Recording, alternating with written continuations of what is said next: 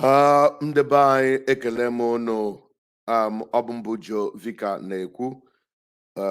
Ụbọchị taa anyị nwere ihe mmemme pụrụ iche nke mụ na unu ga-eji wee nọrịa. Mana ikwu eziokwu, ọ bụ ihe mwute na ana m abanye ihe mmemme a n'azụ oge n'ihi mere ekwekwana ka ngwere wee gbaa ji. Mụ na nnukwu mmadụ nọ n'ọgbakọ nke ụbọchị taa. Unu maka o si adị mgbe ọbụla m nwere mmadụ, ha bụ oge a na-ajụ ajụjụ, oge a na-amụta ihe, oge a na-eleba anya n'ihe dịgasị iche iche. Taa anyị chọrọ ileba gị n'anya ihe gbasara okpukpere ụka, o mere anyị mma ka o mere anyị njọ n'ala Igbo. Unu ga-amara onye mụ na ya unu nwere ike ịhụ na ahụgo aha ya, ma na-egbughị oge anyị ama achọ ka m were egwu nchere oge m ga-eji wee gaa kpọbata ya, tibata ya dịka mmanwụ ma asị nnukwu mmanwụ gwụpụta n'ọgbọ obodo agbara ọsọ timkpa na-eti gidigidi bụ ugwu eze. Otu akọchi wee dịrị n'ala Igbo. Ngwa biko, ọ bụrụkwa na ibidebe na-esonye anyị, amam ihe ka na-eche ụra ka ị na-ehi, ma otu anyị mechetụ ogbe anyị agụ egwu banye mere m otu.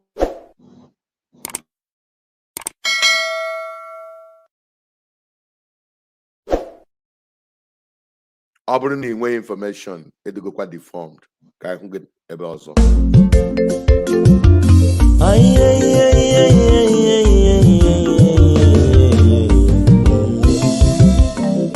If you no get information, you are already deformed. Why not go to your YouTube? Jovika TV.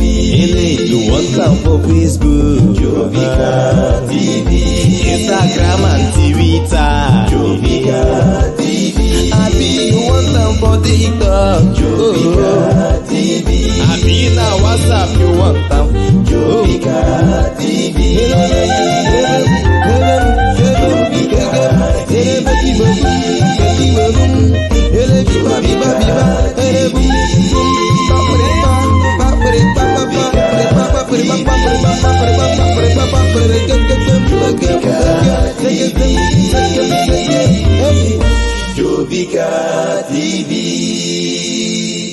Poised to reach you with the truth. Ọkọ si mee anyị na-eji eziokwu wee na-abanye n'ugbo a. Unu ahụgo na mụ na nnukwu mmadụ nọ n'ọgbọ. Nnukwu mmadụ abụrụkwana ka na mmadụ ha ka Super D. Mgbe ị hụrụ na mmadụ nwere aha agbanyeghị afọ ole ọ dị, ihe nọ ya n'ime ihe na-egosi na ọ bụ nnukwu mmadụ. Na-egbughị oge anyị ihe mụ na anọ taa bụ nwa okorobịa anyị maara nke ọma. Nyekere m ohere ka m gụpụ, ọ ga-eji aka akọwa onwe, mana dịka m chọpụta na ihe mgbe anyị na-ajụ asị gbasara ya, emere ka m mara na ọ bụ onye a na-akpọ Mazi Dibia. Ọ bụ onye Nando na Ọmambala region nke Anambra steeti na Nigeria. Unu gbara n'eziokwu ọ bụkwa onye seminarian nke gụrụ ihe gbasara akwụkwọ gbasara Chukwu n'ụzọ nke ụka. Mana ugbu a ọ hapụtụrụ ụzọ nke ụka wee banye na-eme ihe gbasara omenala bụ dibia, ebe a na-akpọ dibia ya. Nwa okorobịa gbasiri ike, n'ihi ọ gbasiri ike ya pụta agadaga ụmụ okorobịa ụmụaka abụọ. Gịnị ka ọ na-arụkwanụ? Ọkwa ihe dibia ka ọ na-arụ. Nwunye ọzọ ọ gụkwara akwụkwọ, nwee akara asambodo dịgasị iche iche, mana injiniarịn, mana bildin teknọlọji. Aga m aka ole ghara ole, biko na ụmụnna anọ ka mechie ọnụ, m ga-anọghị agụwa ihe gbasara ya. Ndị na-eche nwere ike lakpụsie na-egbughị oge anyị. Onye ka m na ya nọ n'ọgbakọ n'ụbọchị taa? Ngwa were ọnụ gị wee tọpere ha ndị mmadụ gwụgwọ onye Igbo. Ndewo. Nwanne m, afa m bụ Uchechukwu Obi Ajụla, onye ụwa niile ji Mazi Dibia wee malụ. Mụ ka a na-akpọ Mazi Dibia, oji nkụzi eme ọjị, aka ji ọvara ofe na Nando. Bela nwa na-ebe agụ mbọ ndị ichie avụla anya. Ava ọzọ m bụ Nze Ife Adigo, Ogbuevi Ife Adigo. Onye okpobili aka m na-atọ na Ndo ka m bụ, na ama aja na okpobili ka m bụ. Ikwu nne m dị na nke Chiokwema abụ eze na daga ama na Igbi na Ikem na Ndo. Ife nji na-akọwa onwe m bụ na mụ bụ mmadụ bụ n'anya nwata ka m bụ mana okenye ka m bụ iwere anya mmụọ na-agụ maka na ife dị n'ime m dị ọtụlụ odi agụrụ m n'ụlọ akwụkwọ enwere m asambodo na chemical engineering, building technology and computer, ife ndị ọzọ dị ọkpụtọrọkpụ a na-agụtara ọnụ ngwụchara agụ, mana ka bụ asambodo edere ede. Anọbụ m n'ọzụzụ ndị ụka dịka onye seminarian, anọkwa m n'ọzụzụ ndị ụka dịka onye theology, abụbụkwa m onye isi n'ụlọ ụka dịka rabbi ndị Judaism. So mụ bụ nwatakịrị ejekwa n'ive, mana ya dịva ka m nyara iji ọnụ wee gbuo opi m deje nwanne m.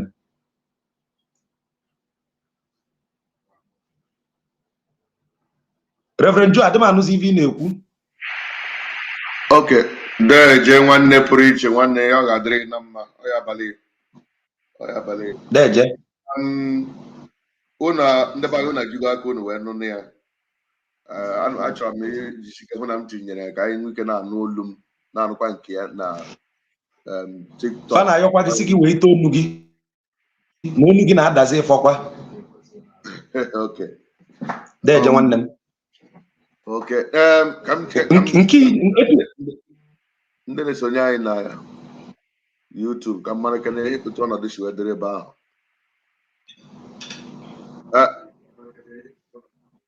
Gụọ gwa okwu ka nụ. Ị na-anụ ife m na-ekwu?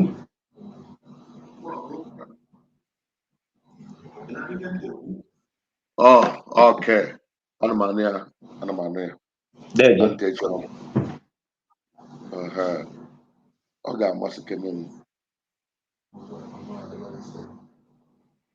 Okay, biko unu egbukwana anyị egbu. Biko achọrọ m iwere ohere a wee yọọ m ọra na wee eze mgbaghara.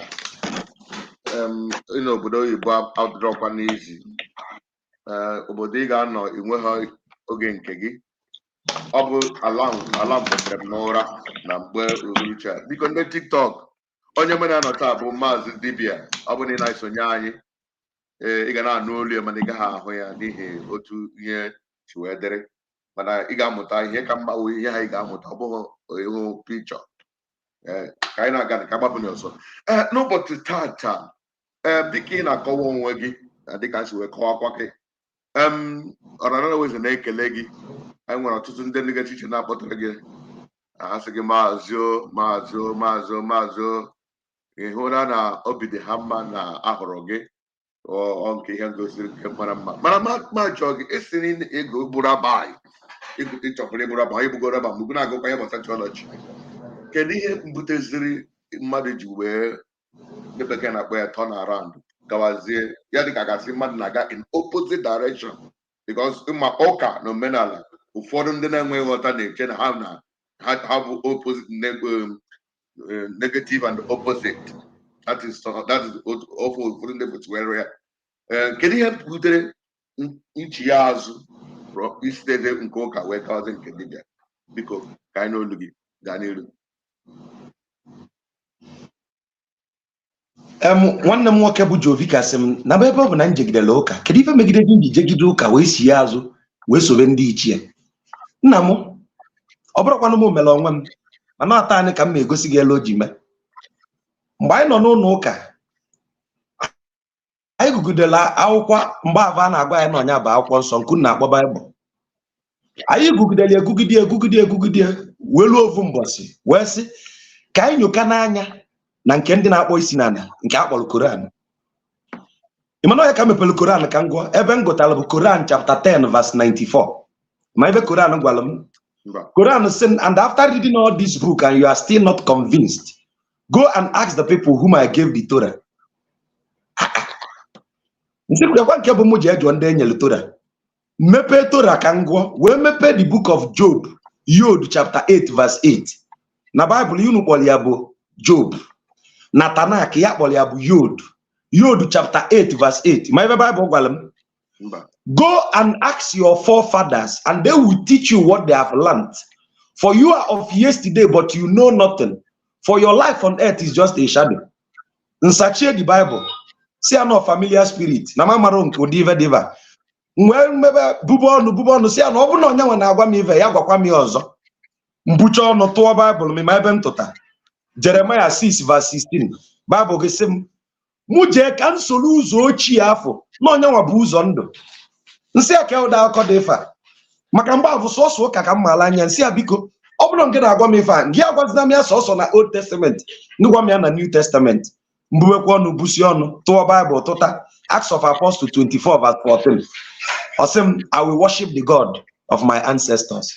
Ebe a ka isi batrị m si n'ụkọ nataba ọ Bible ga-esi m nataba ndị ichie m Job chapter 8 verse 8 Jeremiah 6 verse 16 Acts of Apostles 24:14 ọ bụrụ m mere onwe m akwụkwọ unu bunyere m si m sobe ndị ichie m n'ebe a ka ndụ dị so nna m etu a ka m esiza gị ya ịzara ọfụma ịma nghọta na-adị n'iche n'iche otu onye si wee ghọta ka o si wee eso ọgwa otu akwụkwọ nsọ ahụ dịka ị na-akọwa ndị na-esonye na TikTok ndewonu na-ashare na the video Mazi Dibia ka anyị na ya nọ ama m n'ụnụ na n'olu ya biko na nanụkwa olu ya na TikTok ama m n'ụnụ na anụ nke m ekwenyekwara n'ụnụ na n'olu ya biko ọ nwere na n'olu ya mee ka anyị mara na TikTok na-egbughị oge taa achọrọ m na-ajụ ka ha pịgawa n'ime nke ndị bụ bekee na-abụ deep ihe gbasara ndụ nke gị ihe gbasara okpukperechi nke ụka maọbụ Christianity ọ batara ala Igbo ajụjụ m na-ajụ ugbu a o mere ala Igbo mma ka o mere ala Igbo njọ n'uche nke gị ndị be anyị uche mmadụ adịrọkwa njọ ngwa deje nwanne m nwanne m nwoke bụ Jovi kasị m eri mgbe ụka batara ala Igbo ma o meela ala Igbo mma ka o meela ala Igbo njọ nwanne m ikwu amarọ ibezie dịka isi kwu uche onye adị ya njọ nna m nke bụ eziokwu bụ na n'arọ ọ bụ 187 years ụka batara ala Igbo abụbụ anyị na-ata n'ala Igbo taa bụ ụka wetara ilo na asị dị n'ala Igbo tata bụ ụka wetara ya ekwulu na anya ukwu dị n'ala Igbo tata bụ ụka wetara ya mma akọwalụ gị elu ụka ji weta ya ibe izi ụka wetara na anabai bụ ikpe oke in the charter ụka ji wee bịa bai o nwere ife akpọrọ divide and conquer mana before nkọwalụ gị of maka m ndị a getu obele ndị a ge ka i wee ghọta ebe ntị abịa odolugo anya na ụka melụ nne na nna ji yali na-erikọ nri n'ovu evele nwa ụmụnne jiri yali irikọ nri n'ovu evele ka m kọwalụ gị elu o ji mee Reverend Joy na ife m na-ekwu ọfụma Matthew chapter 10 verse 34 Matthew isi nke iri amaokwu nke iri ịtọ na anọ ọ sị gị think not that I've come for peace.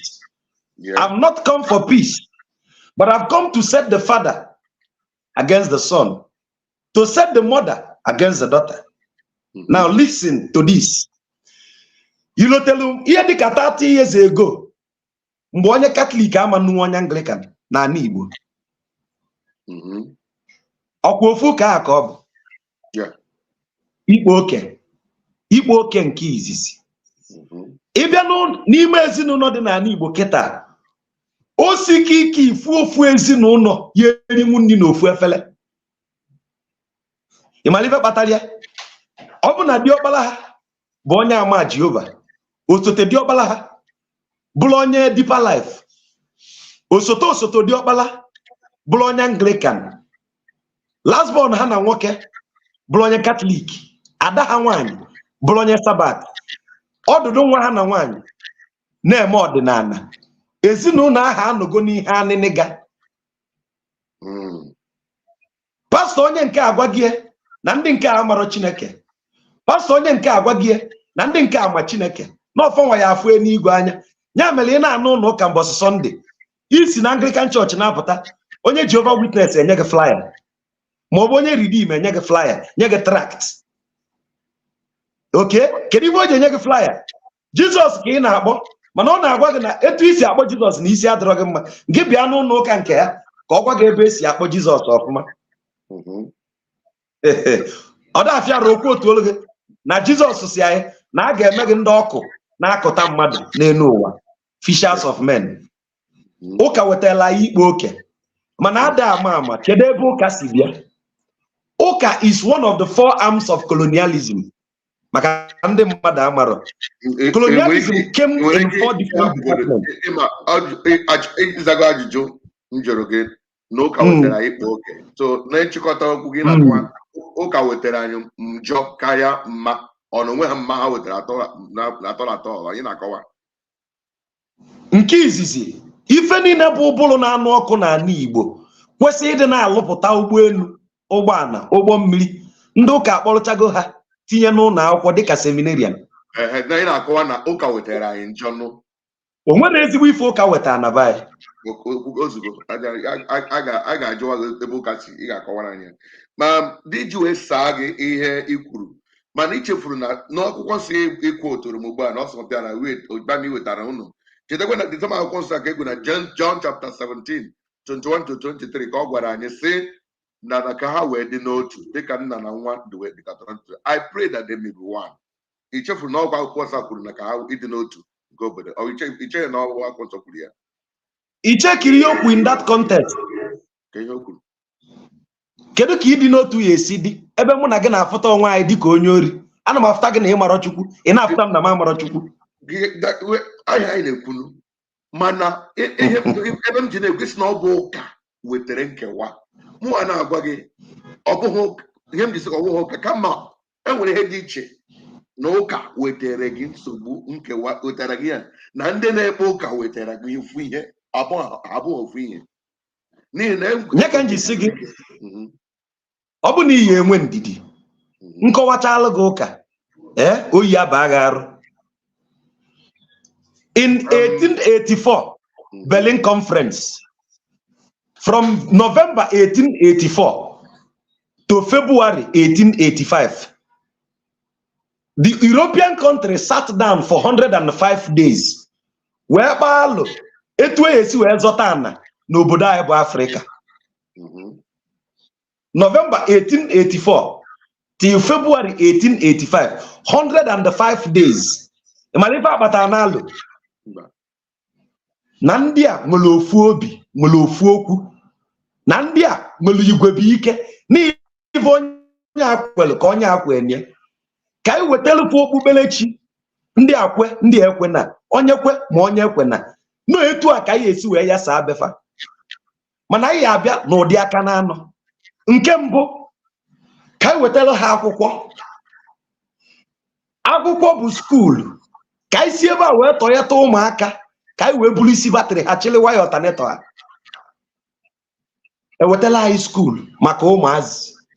Nke ịbụọ bụ ụka. Ka esi ebe a wee jidesie ndị nne ike. Nke ịtọ bụ nga. Ka esi ebe a wee weta ndị nna aka, ka ndị nna wee nọlọta aka n'ezinụlọ. Nke ịnọ bụ ọchịchị, demokrasi na ife ndị ọzọ si ya. Ka e wee weta ọchịchị onye ọzọ ịtụkwasị ya na be gị. Since ụka bịalụba anyị, ịdị n'otu dị na be anyị anago. Ụka bịalụba anyị melu aja na ebe niile dị nsọ n'ala Igbo. Iji maatụ iluo na Nnewi, St. Thomas Akwudo bụ ebe anyị bịa agụtọ alụsị a na-akpọ udo, mana ndị ụka bịalụ melu ọnya lụọ ọnya ụlọ ụka. Okwu a na Nnewi ndị Katọlik lụrụ ya katidral, St. Thomas ndị Anglican lụrụ ya. Ife niile dị nsọ n'ala Igbo. Iji maatụ ekwensu bụ mmụọ dị nsọ n'ala Igbo. Ndị ụka bịalụ si anyị na ekwensu bụ ajọ ife. Ifuru dife ndị ụka na-eme anyị. Ọ ndị ụka mere ndị be anyị ji chee na ekwensu bụ Satan. Ụka mere anyị alụ. Achọ m ka ịgba speed. Isikwa m ka na-ekwu ị nwere ihe rụtara aka. Achọ m ị na-esonye gị na nke n'obere ka ha bịa ịgba ya nke ọzọ. Ịkpọrọ ka date ịkpọrọ aha na mgbe ndị Europe mere meeting. Can you tell me the date? 18 gịnị ka ịkpọrọ? Berlin Conference 1884. God bless you. Mana enwere meeting, enwere in 1490 the first missionary bịara na sub-Saharan Africa ọ nọ na Google 1490 gewete the first bịara Africa ebe a bịara na Congo Kinshasa Zanzibar, all those areas. That was the first missionary. So 1814, Bo meeting the Europe for this 3 minutes. I'm not doubting it. But I'm gonna I believe here we don't want any change. I don't want anybody now call you up. So long as you feel it, not it conclude in your house according. No, hold on. No, Chalukwa. We na 1490. Mgbe ị na-agwa m 1490 ilofuo na 1490 na-ekwu kedu alụ akpa na 1490 ka ekafasi wee bịa na 1490 ilofuo na 1490 was when the King Mvemba was ruling in the days of Congo. Na nye na-ekwu 1490 ka anyị nwere the strongest wall ever built by human, the ancient Idu Empire, presently called Benin. As at 1490, the strongest fortress, the most organized city enwere n'ụwa bụ na bai ka ọ dị. Anyị nwa bụ ndị Igbo lụrụ ya 1490. I'm not that. For we study our ihe dị na-akọrọ gị bụ ịma na ikwu otulu 1490 ka ọ dịzie ka 1884. Ya ka m na-agwalị gị na as at 1490 they've sent envoy from Portugal into Benin, ancient Idu kingdom. Ị na-anụ ka ndị Igbo na-asị ga akụ Idu. So how are the first missionary? This meeting of divide and rule, meeting in 4 cardinal ways, and I can't remember that meeting yet.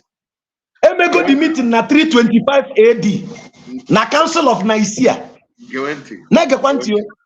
Ina nife neku. Meeting hi neku na. Hold on. Nde biara anyị wetara ozioma eso part of the other meeting. If there was ever meeting before this inception of missionary, nde biara ozioma that them among the monks that brought the 2 monks from Portugal, bubatara ozioma in Africa. We are not part of the meeting. Did not come for the meeting. Emalife na agwa mkita emafo ji atomamu. Eso we samu this year na seminary school. Okay. Now, I don't hear about unnecessary argument. Okay. If we know with the me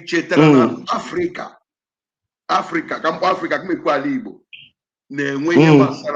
Already before na Africa na-enwe nkawa before ndị ụka bịa. Which make look when ala Igbo ikwenyere kwenye. Oh, nwanne m. Ikwenye ho. Just nwanne m ewe n'iwe. Ewe n'iwe ka njọ ka nghọta ahụ jụ gị. Ya na ụka wetara udo na Africa bi. I didn't obo ha go the first. Achọ nke mara na ọ bụrụ na ụka wetagoro nkewa adiwago to Kabia. All the point I'm making. I'm not saying now nkewa adi to Kabia. Nna m ndị ụka ka nkọwalụ gị ka ụka si wee mee alụ. Ekwetara m. Okay, ganti. Ọ bụ ụka wetere osu n'ala Igbo. Ọ ụka wetere ya. Na gịnị mere? Enwe ndị a na-akpọ na ha bụ osu, enwe ndị asị ha bụ ohu. Enwe ndị amapụrụ n'iwu na ha mere nke ma ọwụ ka wetara ohu n'ala Igbo. Ịmalife bụ osu. But ajụọ dị kwata ọwụ ka wetara ya gị ka ọ zere m ihe bụ osu. Mmadụ ma jụ gị ịmalife bụ osu. No dị nke gbagwere ama m ihe bụ osu, yes. Ịmara ife bụ osu maka ọ bụ na ịmalife bụ osu ịma nji osu wee ma atụ ịmalụ kịta. Okay, jụgere m ọwụ ka wetara osu before gị kọwara ihe bụ osu. Ọwụ ka wetara osu. Oke wetara osu dị baị. Gịnị bụ osu? Kọwazere m gịnị bụ osu ohu ume na ndị a na-asị na amapụrụ ndị a n'iwu kọwara m ihe ọ bụ. N'ala Igbo ife dịka mmadụ gbuo ọchụ mụ na gị na-eme ihe kịta m tụtụrụ ihe kụgbuo gị m ga-agba ọsọ ọchụ mgbe ọsọ ọchụ nọ ya arọ na-asa arọ nke ịsatọ nnata akpọọrọ m alụ nsa ibi n'aja anị. O nwere ife mmadụ ya eme bụ nsọ anị ime nsọ anị amapụghị n'obodo. Ostracization, you will be ostracized. Ọ gwara ya dị ife a ka alụ dị na agbụrụ gị yara ịbata na agbụrụ ndị ọzọ. Okay, good. Ọ gwara ya kụ na ghọtara ihe dịka osu. It is a form. Na-egekwentị, it is a form of checkmating. Ọ bụ na ndị slow Igbo asị gị nọ immorality is a form of checkmating excesses ka a ghara ịdị na-akpa alụ n'ala Igbo, maka na ọ bụ na iwepụrụ onye akpala alụ, aja na-ebịa otigbuo onye ọbụla. Aja na-eti ihe otiti, ọ na-eti general.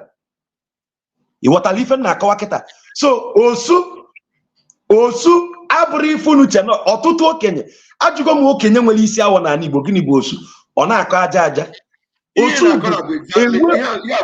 but I'm going to why all the wrong. Go ahead. Ihe o ji dị wrong. Osu were in different way. Ụfọdụ ndị kpara arụ wee gbakwuru arụsị for their safety. Dịka ama enwere because enwere ndị ọsọ na-achụ ha, enwere ihe ha mere n'obodo ọsọ achụ ha gbakwuru arụsị chekwa ha. Now ndị ụtọ iwe na-ewe ndị obodo iji wee mee ya ihe ahụ o mere baa arụ.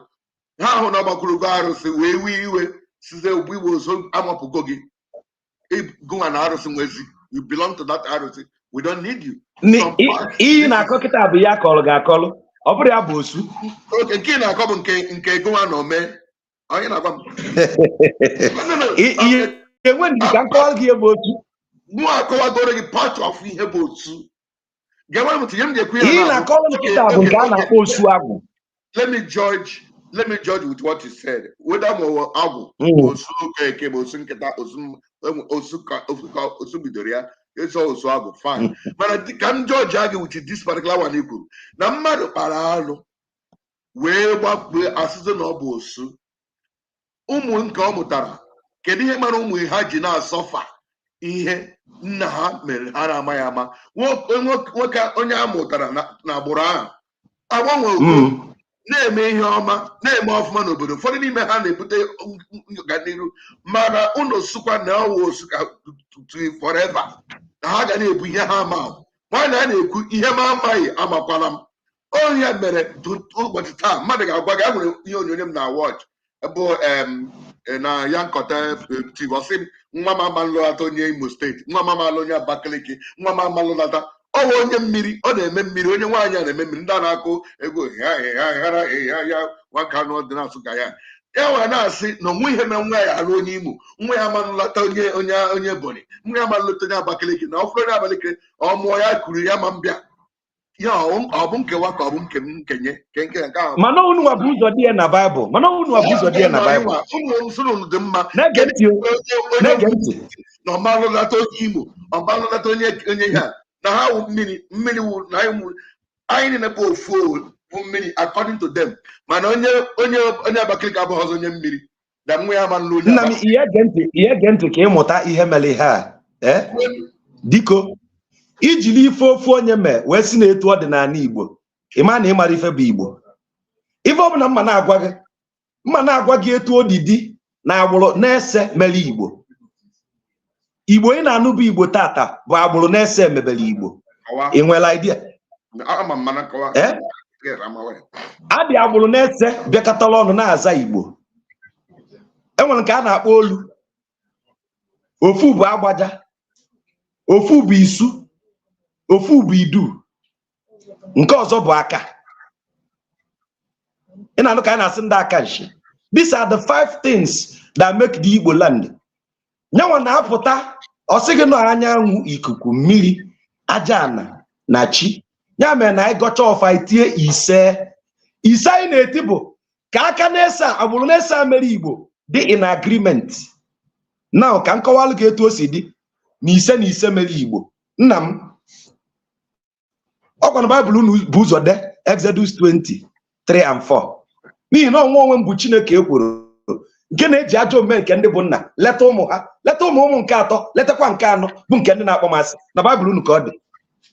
The same Bible sị na m ga-ajụ mmehie ndị nke mere mmehie, na m agaghị ajụzi mmehie nke ndị bụ ụmụaka ndị bụ nna n'ebe ụmụ ha nọ. Ezekiel o kwukwara ya na eze tara ọya maka eze ga-ata izizi na ọ bụghịzi mmadụ agaghị na-asọfazi ihe m na ya metara. Ọ nọkwa na Bible ahụ. Nna m ihe ge m ntị Yege m ntị. Igbo agwefula ife gbasara Igbo ọ bụrụ isi awọ ka eji ama Igbo. Na-agwa gị eziokwu. Ife ụka melụ na Igbo ka m na-achọ ka m taala gị mmanwụ. Ife ị na-ekwu osu bụ Nollywood mere gị iche na osu dị njọ etu esi chie. Ọ Nollywood so wee mee osu.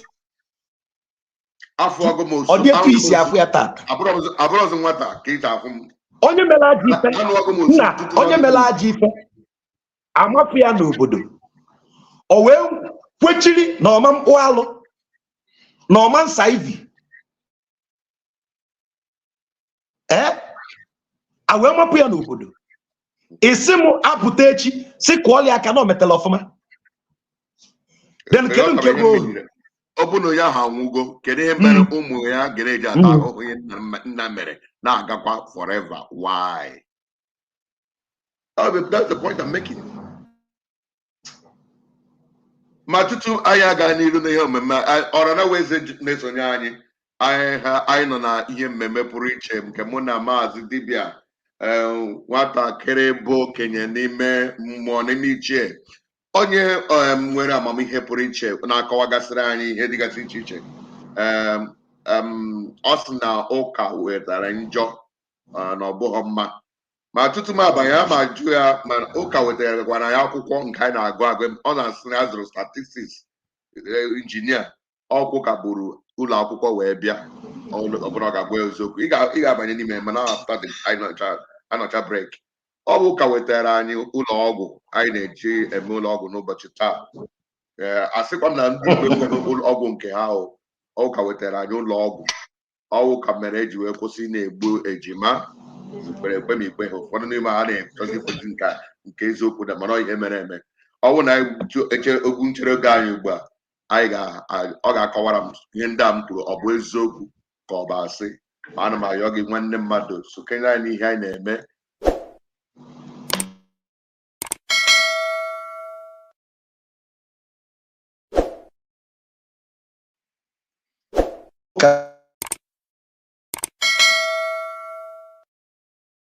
So dịka ị na-esonye anyị, biko ọ bụrụ na ị nwere ajụjụ ị chọrọ ịjụ, ị ga-ebiko wee jụọ ya na eru akwụkwọ a ga-emekwe ka ọrana wezi wee mara.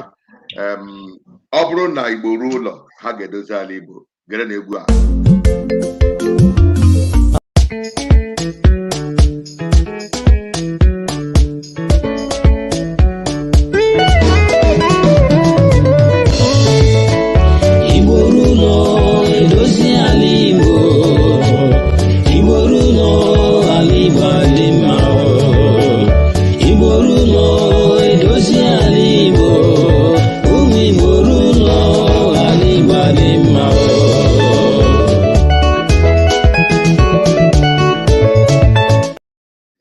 Ọkụ si wee mee Igbo ruo ụlọ ha ga-edozi ala Igbo n'ihi oge anyị agaghị agụrụ egwu ahụ wee gawa. Ọ bụ egwu a ka m ji chọọ ka m na-echetara ụnụ na enwere ọgbakọ na-aza Igbo ruo ụlọ.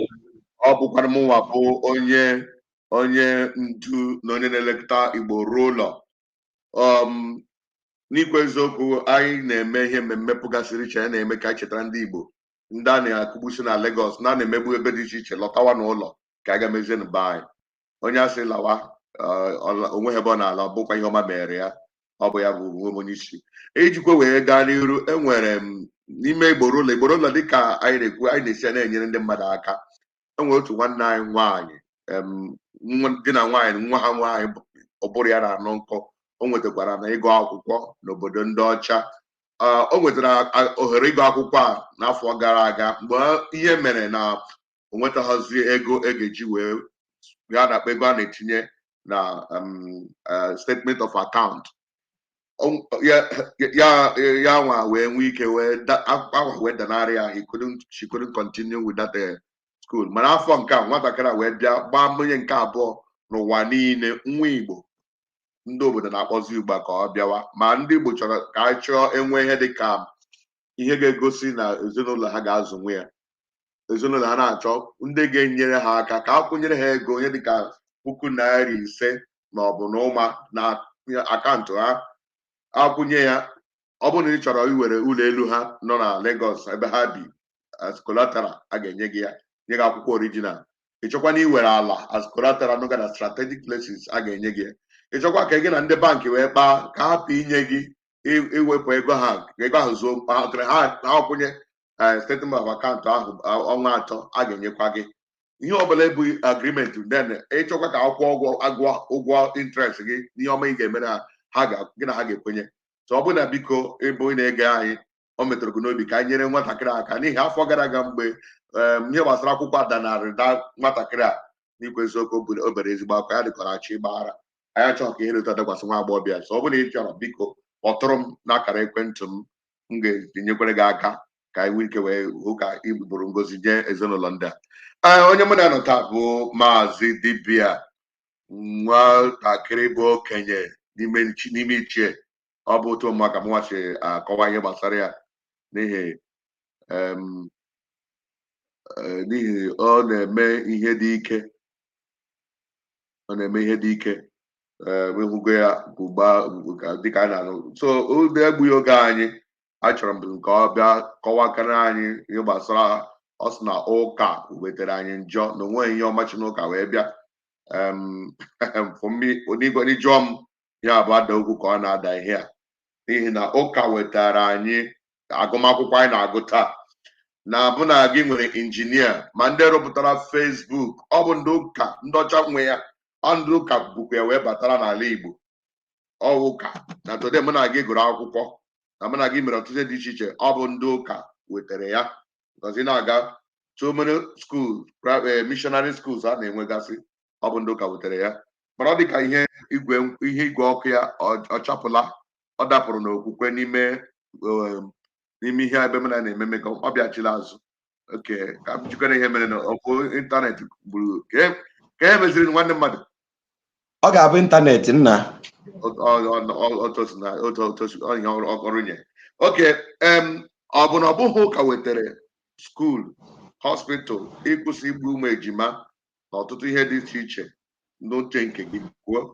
Na ihe ikwu kịta na-eme m ifele. Ịma ife o ji eme m ifele? Wọchị ya ka m ga-esisa gị. Kedu ka ụka si wee weta akwụkwọ? M kọwara gị ka m kọọrọ gị ụka si wee na ọ bụrụ ụka wetara akwụkwọ. Are you familiar with the English word etymology? A little bit. Etymology, the origin of everything, Abi? Yeah. Do you know that the etymology of the word etymology is Ethiopia? You know here before? The etymology of the word etymology, meaning the origin of every origin, is Ethiopia. The word Ethiopia is a new word. The actual word is Ethiop. That is what the entire land of Africa was called. Till today, if you go to Delta states, we have Ethiopia East and Ethiopia West local government, which means including this Igbo was part of the Ethiopian Empire before we divided. Now, Sanskrit. Do you know that now, if I know chromosome solenoid, DNA resequencing, DNA bu chromosome. Chromosome is the thread-like structure that carries the gene, Abi. Yes. Do you know that as at 6000 BC, Nandi Igbo edebego chromosome solenoid in Igbo? Do you know the entirety of Europe only discovered chromosome solenoid in 1976? 6000 BC is about 9,000 years or more.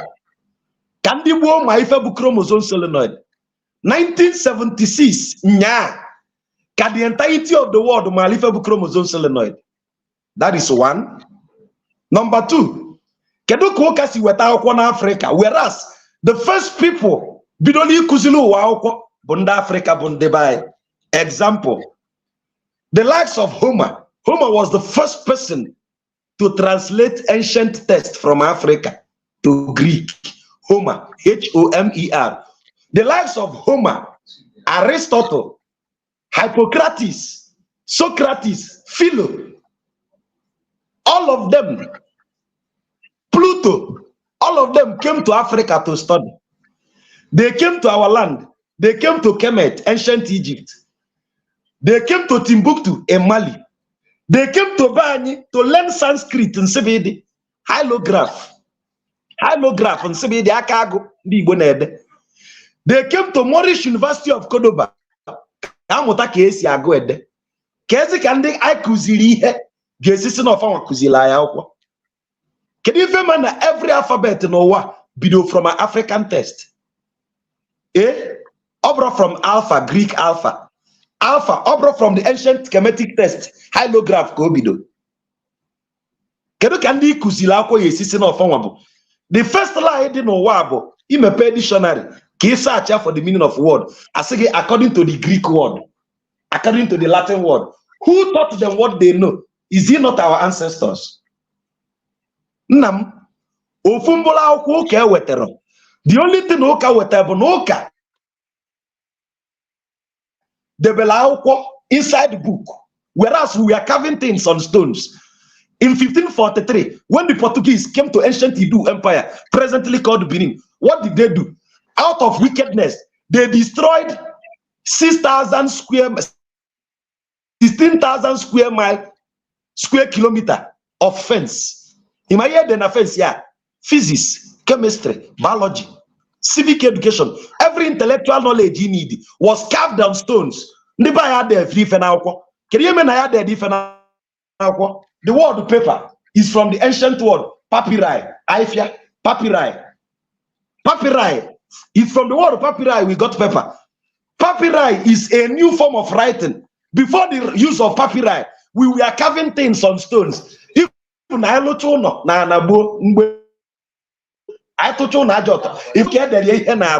we passed information using hylograph.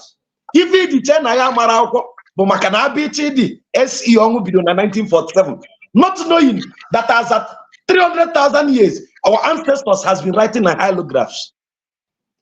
They took away the knowledge of hydrograph, took away those people that has the knowledge, sent them into captivity, and left you with empty knowledge of ABCD. It's not back and Igbo video here.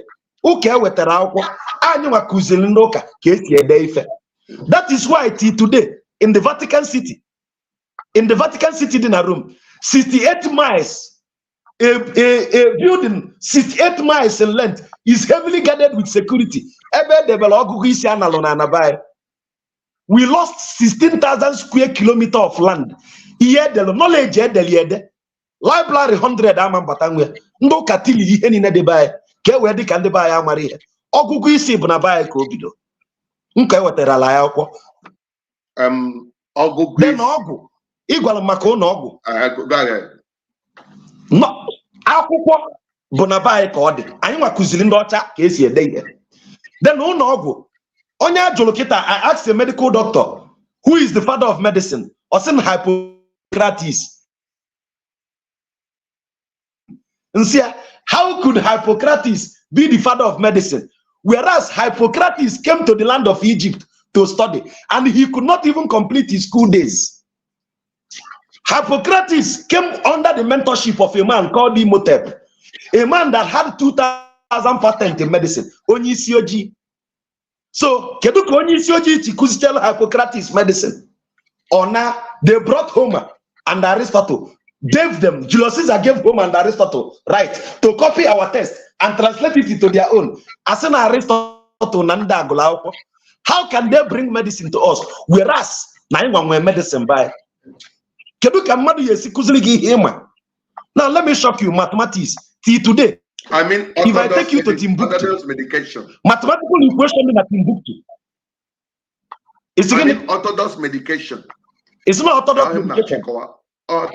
My brother, the first ever melon operation popti and wabu and Isioji. You will idea. Never in a azu banana, azunene, wemelo, anesthesia. Now, Isioji kebuzo mad operation popti and woman. Now, Isioji, when I take you to the temple of mortuary temple of Luxor, gosi gị artifact a egwupụtara nke edebe na Lagos na gosi gị ife inscribe on the body ife anyị ji eme DNA resequencing as at 9,000 years ago. It's in orthodox medicine. We practice medicine beyond their knowledge. Point number philosophy and astrology. Hold on. I didn't say that no, we don't practice medication. I didn't say I am but orthodox medicine. We in a now carries our own traditional medication. With that orthodox medicine. My brother, orthodox medicine is thriving because the white man fooled you, told you to drink chalk on yellow. Ezekiel 14, I have given the plant for food and the leaves for medicine. Chineke nyela inni naku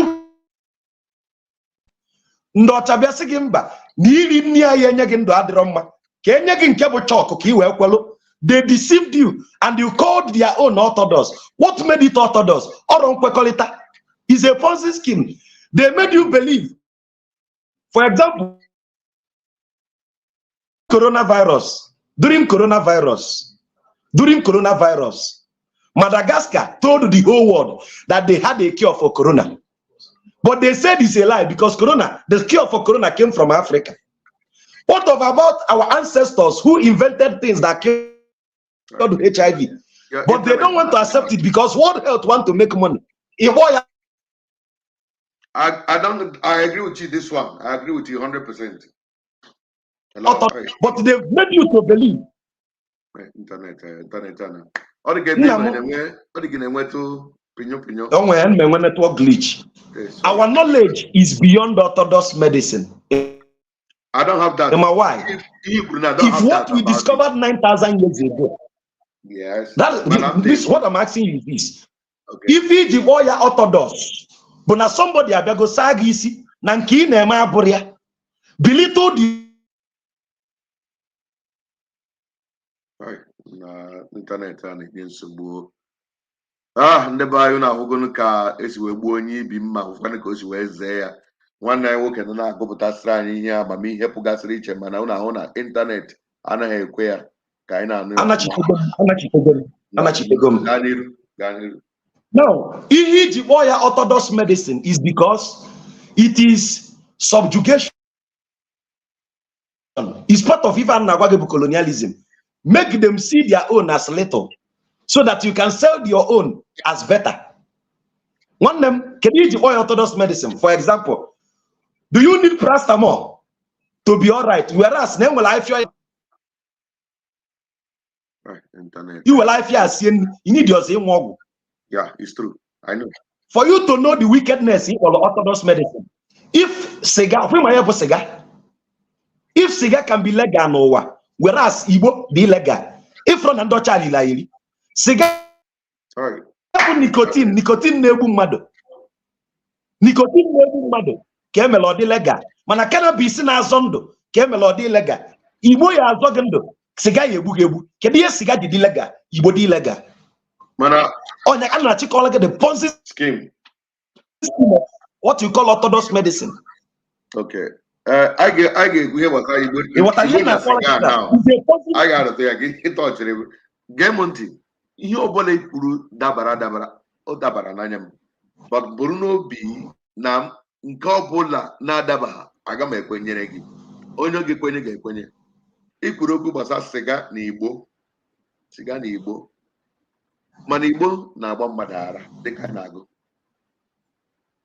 ele ihe mere ndị Igbo jekwe amakwa na Igbo na-agwọ ọrịa mana ka ihe gbara ara na-agbazi bụ ihe mere ji sị ọ dịze illegal so siga there with bronchitis and cardiovascular related disease, Abi? On the water, of course, on the water. But that's their down. Cigar there with the cancer of the lung. Now, this is my point. Ine esi ofe onya nnu okwa nsogbu. Ine esi ofe onya nnu okwa nsogbu ka ọ bụ. Nnu atụrụ okwa nsogbu ka ọ bụ. Otu a. Which means there is balance in everything. If in excess has become a problem, Igbo, ịṅụọ mmiri Igbo anwụ ọzọ gị ndụ gwọọ ya.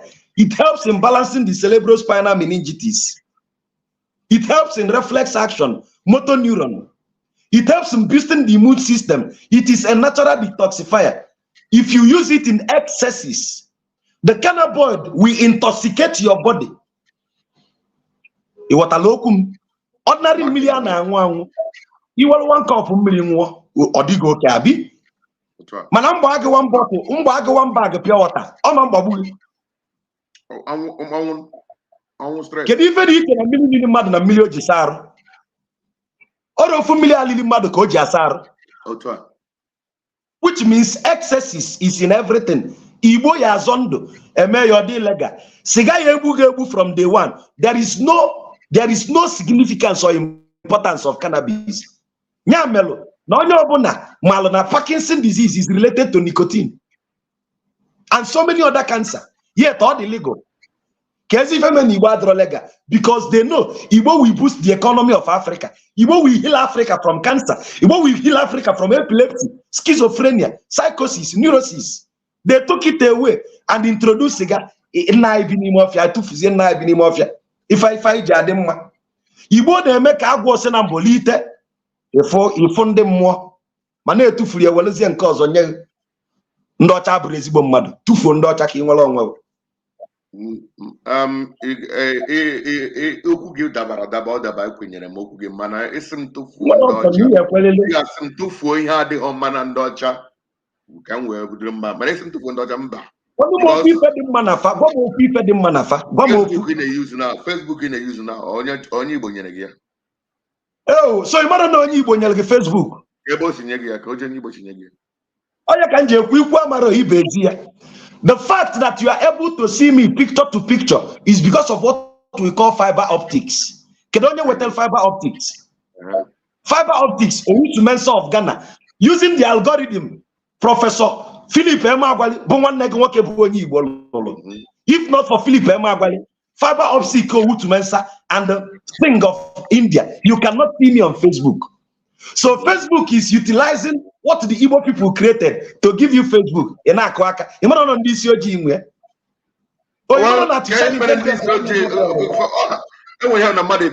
build on what you couldn't discover, what you couldn't have. So they who thought you couldn't discover? Facebook building on that. That for instance, get to now. Anyway, you could I name scribe na ukute. I had a head now. But the truth of the matter is that I'm a crime. When I'm a man, I drop it here. And when the program men now walk command, traditional wedding, court wedding, and church wedding, which one is the best? For me, I subscribe that traditional wedding is the best.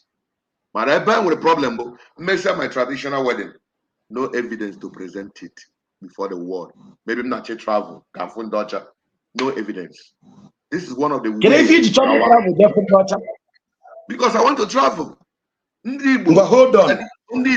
Hana ijenjem keju emara. You open on you wabo maka amụrụ tata na almiyi na ndị nna ya ochie ma ife. Mgbe ni mụ na gị tetelola wee fụ no asambodo ka ya bụ igosi ndị ọcha. E wee sị gị onye ni nugo nwaanyị. Kedu ife anyị eme? Ọrụ onye mechaa agbamnkwụ enyi ya asambodo. Ọrụ ya kwesịrị isi bụ ọgwụ ka ime dịka ndị Igbo. That is the only thing. Is ngụwa bụ okenye mụ na gị ọ na-ekwu okwu ọgbọ ngụwa bụ okenye kedu ife imelu since wee lụọ ọgbọ ị nọ because I ga oge n'ụzọ nke ndị ọcha wetara na ngụwa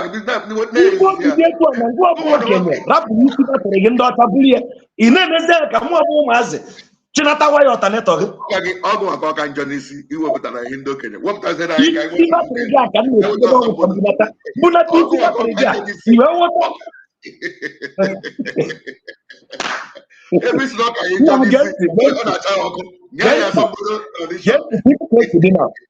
ịmalite bụ ọkpụtọrọ ọkpụ nwa nwa tụtọ ọkụ wọtakwa okwu mụ na okwu nwanne ka anyị mgbe n'ihi pụta fụ na n'ụwa asaga anya na-ege ntị before ịmana international passport abụrụ akwụkwọ ihe bụ international passport mmadụ nwere before bụ ichi tatu ichi egwuregwu through ichi ka eji ama ebe mmadụ si abi. Anyị na-akpọ ya ichi, gbara ichi. Ofu ife a ka ọ bụ n'onu ndị onye gburu ichi ka eji ama ebe ọ bụ abi. Ụwa na-asa anya, people did not subscribe to the tattoo again. Ndị ọcha bụ ihe ka ọsọ ya because the fa bụ ụzọ denye na Bible unu Leviticus 19:28 and 29. Do not imprint any mark on your body. Ifuru ka si mie ka e wee mee ka igbu ichi ịmara na eji denye so that ezulu oru na ana Igbo lee ọ bụ na ichi dị ya na arụ 100 years to come, he or she can trace his origin. Yes, it's true. The white people introduced that in your Bible. Our people where I live now, that is how we lost our identity. When they stopped us from Igbo, they introduced baptism. Napo Ayafai, Babazia John, na Michael. What the KP as a Joe? John Abafa. Onye Balgujo or there Balgujo, Kedafi Igbo, if we made Joe Chota. Abumobi one Chine dozen. Igbo bi nwanne kita onye ọbụla na-eku ume na amago na Igbo onye Igbo. Mana Igbo ojo eche no nwanne Jombul. Ma ọ bụ Roskate. Mana Igbo ro obi nwanne onye ọbụla nwere ọgụgụ isi asị gị n'ọkwa na onye Igbo dị ife a. Maka na afa bụ ka eji ama mmadụ. Even Bible unu kwuru ya. Number 6:27. You shall name my children according to my name, so that I will see them and bless them. Numbers chapter 6 verse 27. If lalu anando acha, amakugo iwu ichi.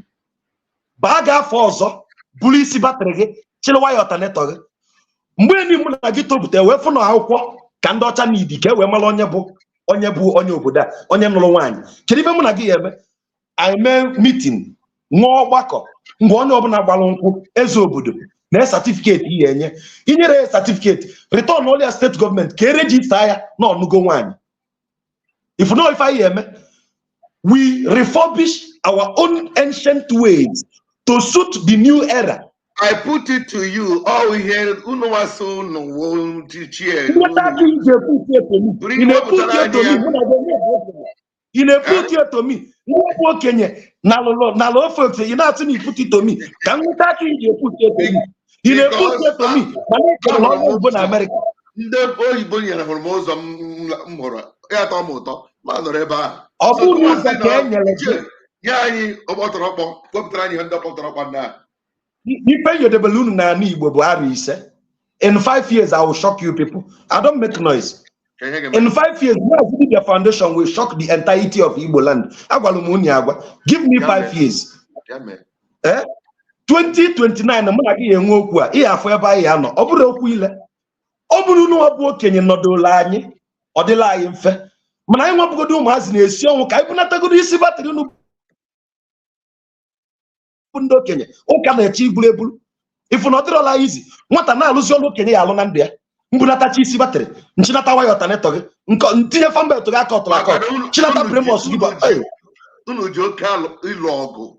Ibu agha ikpe asị wee na-eme ya onye mere ji ọ ga-ebu na aka. Mmadụ ị na-asị na eji oke ịnụ ọgụ. Edu ọmụ na gị dị nna m. Ọ bụ na ọ bụrụ na nji onu achakpodo gị na-agwa gị ihe ziri ezi ihe gem ntị. Maka na osiokwu a gee ntị. Ọgajo gee ntị. O nwere ife oyibo kpọrọ cognitive dissonance. Ị ma ife bụ cognitive dissonance? When you've been given a lie for so long, the lie becomes the truth. Such that even when you hear the truth has become the lie. It is a psychological effect. Ejiasi wee kwalu n'okpu mgbe unu na-eto. Eto iteju na afu eziokwu okwu ezu na ụma na eziokwu bụ eziokwu. Maka na ejiga asị wee tọọlụ unu ntọala. Cognitive dissonance and dissident. Anyị ejigodo isi wele ọdụgụ na mgba wele iti mgbu na ahịa dị iche iche through sensitization, not by fighting. Intellectual repercussions, brainstorming. That is why I give my time to do debate whenever necessary.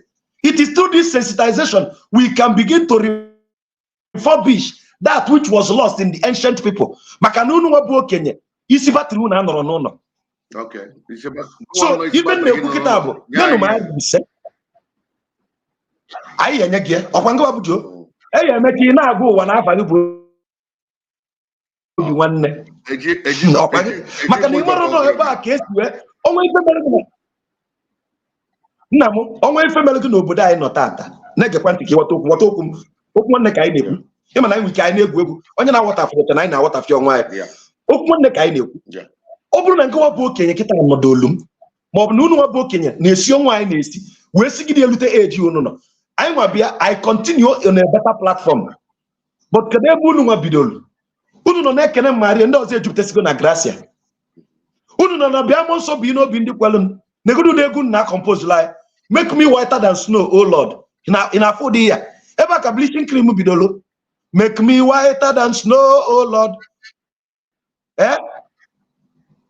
kedu ka mmadụ ya esi gba nkịtị ka ofe nne ya tele ya lee ịtọ ụtọ ọkwa na ya ka m na-azọ so mgbe ị na-asị ma put it to you mfu aka iji asị ma put it to you mụ pụtụkwu ya to you n'unu nwa bụ okenye kwesịrị ịnọdụla anyị ka m wee put ya to you ị na-eput ya to me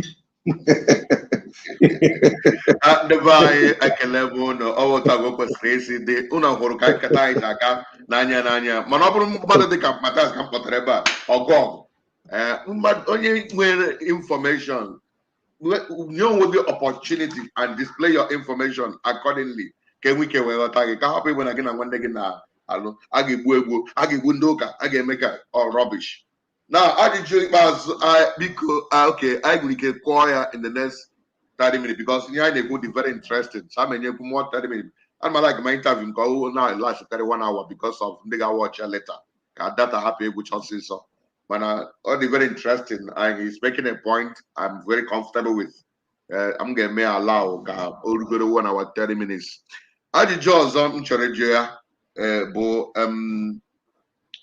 esi na Bible gwara gị gawa ụka gawazie omenala o nwere ọtụtụ ihe ndị na-eme gị ịkpọtụ Bible o kwere gị ghọta na ndị ụfọdụ na-asị Bible bụ scam na ọwa asị ka ndị a na-asị Bible abụrụ scam ọ bụrụ na Bible bụrụ scam Bible ama ngwa gị ka ị ga-akpe okpukpe nna gị ọtụtụ ihe ị na-akpọ aha dị ị na-akpọ Bible aha kedu mma ihe mmadụ gịrị ejizi asị ihe bụ scam bụ ihe nlereanya ma ihe ịma atụ ị gakwa n'iru anyị na-ebi ugwu taa ọ nọ na Bible anyị na-asị keep the ancient landmark oke ala ọ nọ na Bible na ọtụtụ ihe dị iche iche ma ga-akpọ nwa ha bụ omenala Igbo nọ na Bible ọ doro anyị na Bible abụghị scam udo dịrị gị. Let me put it to you.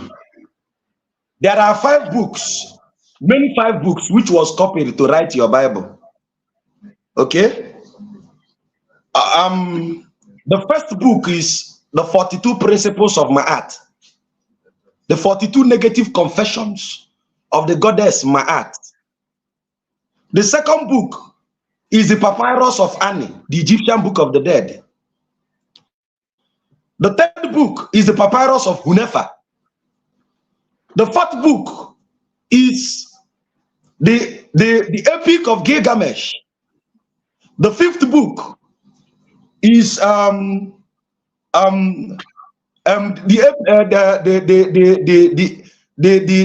Epic of Tahuti. Yes, these 5 books were the main books a couple where the Bible. Now listen to this. So, for example, never jagwa na Bible was scam. Even the Bible asige na no David del Sam. Abi? And no David, no Solomon the proverb. Abi? Manam me pelagi the wise sayings of Pharaoh Amenemope. Okay? Everything if on a proverb from chapter 1 to ever end. But from Pharaoh Amenemope case you copy here. If a Bible is a scam. Meaning, when you copy somebody and discredit the owner, how are you sure? Can you get the impetus to believe that Bible copy from that place or that place copy from Bible? Should Campus hear the Bible? Who wrote your Bible? Go ahead. Let me show you. Your Bible says again to you. In 1296. Around 1296, listen to this. When Bible told us of the man called Moses, we went to Israel to verify the authenticity of Moses. We could not find Moses in any recorded history. Rather, we found a pharaoh called Akhenaten, brother of Thutmose. If you can see, no Moses in recorded history. Go see maybe Moses in the history in Jaboka. Moses is a lie from the Bible. Onya kopelu ifeni no melu where Moses bufera Akhenaten. Amenhotep the fourth. Afiaba Akhenaten. He was the one who introduced monotheism in ancient Kemet, the worship of one deity called Ra. Ra. Nkuni abunu becha belu na etiemem. O imaro na emem ba afa alosi. Akhenaten introduced the worship of Ra. See, disregard every other deity worshipped in ancient Kemet. Focus only on Ra. Nine Suzie, if I in the mortuary, in the temple of Luxor, if I want Nine Suzie, only if I want Israel. If we get to Israel today, there is something they call the Merenapata stele. The Merenapata stele is the only mention to prove that even Israel in the Bible is a lie. Because when we saw the Merenapata stele, what we saw there is the followers of Akhenaten, which was called Assyria, not Israel, Assyria, who followed him when he was chased away and he crossed the Sea of Reeds, not the Red Sea. The Sea of Reeds is Red Sea. First lie in the Bible. Second lie in the Bible. If Adam and Eve was the first human being created, Adam and Eve gave birth to Cain and Abel. Cain killed Abel. Lord ran away and went to the land of Nod and married. Another lie in the Bible. Now, the oldest story in the Bible is the story of Adam, which is about 6,000 years ago. The youngest pyramid in Sudan and Egypt is 13,000 years. Who built the pyramid that is 13,000 years? 7,000 older than Adam. Another lie in the Bible. If Akhenaten is Moses, and Akhenaten, which is Moses, told us that he came down from Mount Sinai and brought down the 10 commandments, right? Whereas the 42 principles of Ma'at has been in Egypt for 3,400 years before the birth of Akhenaten. Who copied who? Another lie in the Bible. The God of Abraham, Isaac, and Jacob.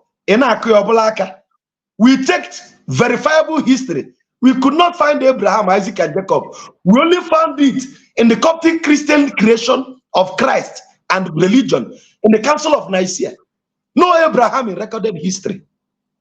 Now the question now becomes, Asini Nando Castle, including Imanababu Jonia, Galatians chapter 4, verse 24. The Bible Jonia saying for all this is an allegory. Galatians chapter 4, verse 24.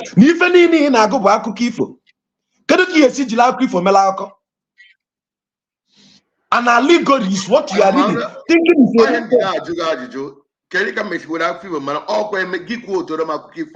because in a quote, don't you quote it? It's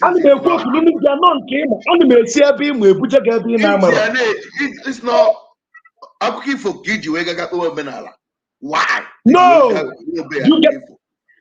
because papyrus of Hunefa contains the knowledge. If you go see papyrus of Hunefa, Nkema Brogonoga, Nsedogo Naka Israel, Ngo see the Jesus in Israel, Jenga, in my idea. Oh, you know, very check here na Google. If you call Jesus in Israel today, if you preach Jesus in Israel, Tata, Ijebenga. My brother now. What call KJS? I don't look at hand there now. It's important for them to go online. No, look at that. Hold on, Jovika, hold on. Hold on. Okay, now come here. Are you saying that Netu in Naketa? Mazi Dibia Bonyanando, Negentio, Abmanyanando. A Western on Mazi Dibia. You are not Tanando, where Jewess, a Jutaronia Mazi Dibia. Okay, as the Mamma resist. Yes. We went to Israel. Where joined Israel mean? They told you na Hamaronya bu Jesus. Now, do you know the most shameful story? Do you know? By the Europe. Do you know that is, my dear, A noun does not have any negative changes. A noun remains constant in translation. Okay, Watch what here now. about Chinua Achebe wrote Things Fall Apart. yes.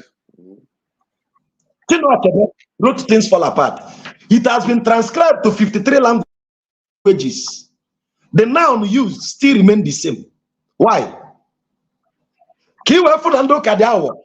Mgbe wetel ga Satan a translate here your blue ekwensu. Wetzel Jesus a translate here. Why not translate Jesus? Okay, can I explain to you? Now for you to know Nahana Twasi, do you know Nenwero letter J? There is no letter J in any alphabet until 1525 when Giorgio Transino brought letter J. So, and you will tell me that Jesus' original name is Yeshua. That's not the original name. I will not the Europeans with the name for that purpose. Man, it's not about Jesus Christ. The word in about Jesus. The word in about Jesus. The ancient word we tell Jesus from Greek is Jesus, meaning Hail Zeus. It is from the word Jesus that you have the word Jesus. Because of what? Zeus and Apollo is a god copied. Homer wrote it in his book. Homer, the first Greek writer, wrote in his book that Zeus and Apollo is a deity copied from ancient deity of Africa, which is called Isis or Heru or Horus. Now, how did that deity came to be?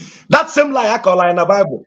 That now, Mama Constable Wabiakute Virgin Maria were to him.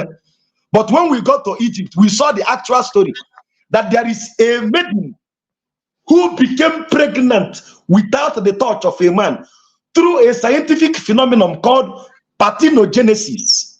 You can write it down and research about it. Parthenogenesis is a medical condition where a fetus can develop in the body of a woman without spermatozoa coming from a man, because na sperm would not run. Why hasn't it happened again? Because there are genetic factors that makes parthenogenesis impossible. The story you are hearing about Jesus was copied from the tales of Osset, giving birth to a son called Heru or Horus. No Jesus in recorded history. If Jesus is nowhere to be found in recorded history, rather it is the story of Osus, of Horus. What are you telling me in the Bible? Now let me show you that the Bible. Let me show you using the Bible. The Bible, in the book of Exodus chapter 4, verses 22 to 24. In my Bible, and you shall say unto Pharaoh, Israel is my son, even my firstborn son. Now, John 3:16, sing, and God so loved the world that he gave his only begotten son.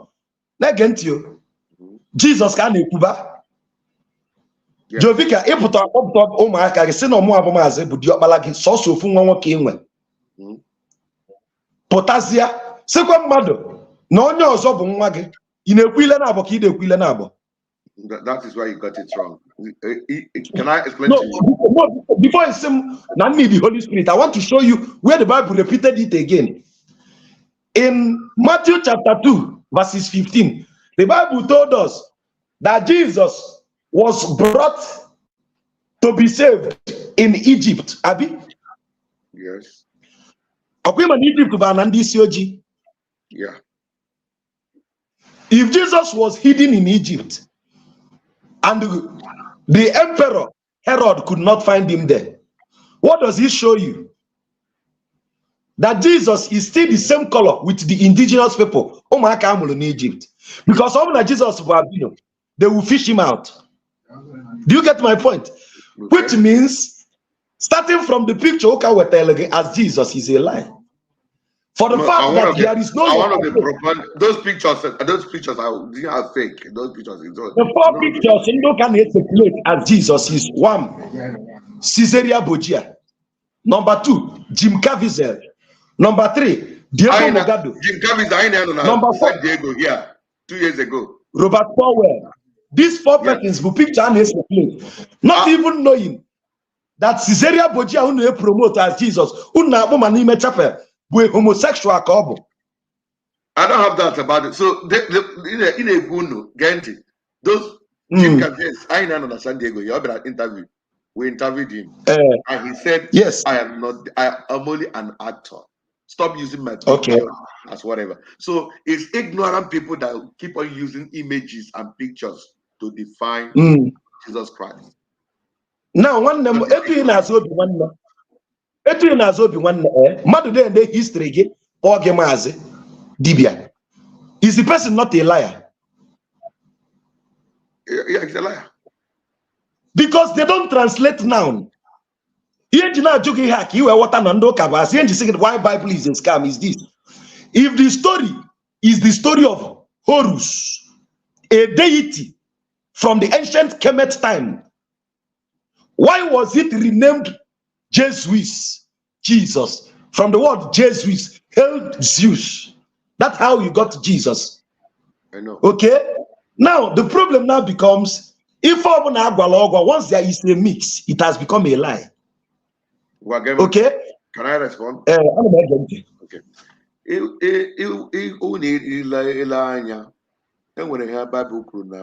Proverbs, Matthew chapter 25, verse that should be verse 24. Okay, Matthew chapter 5. Sorry, Matthew chapter 2, verse 24. It talks about many shall come in my name. 11:24, 11:25 shall come in my name. Now, they were terai Ozioma beach and they better colonize. But people is a lie. They are different people. He gets lie in the century. The colonial masters in the military, not Gente, Abian army. In my days in the military, there is something we did. In the army, we have signal soldiers, signal. We have intelligence soldiers. We have infantry. We have armor, artillery, medical, band, S&T, different departments. All of them are soldiers, right? Do you know that Nando Kabialosioma, Bondi got the intelligence here to buy?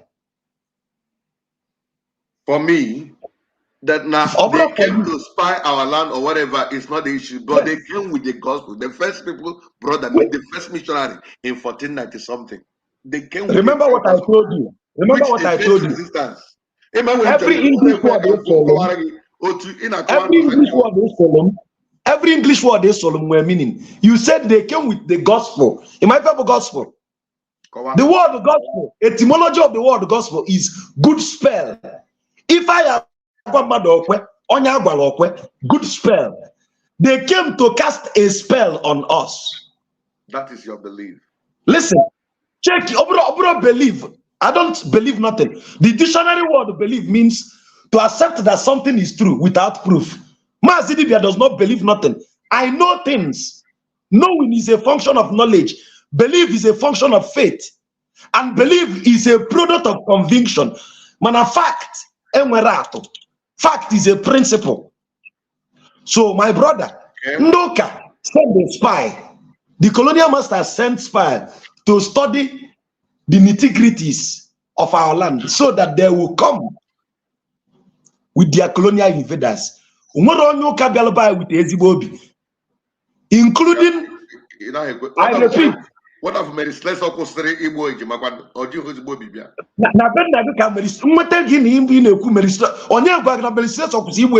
Who said that? I went in Bujima.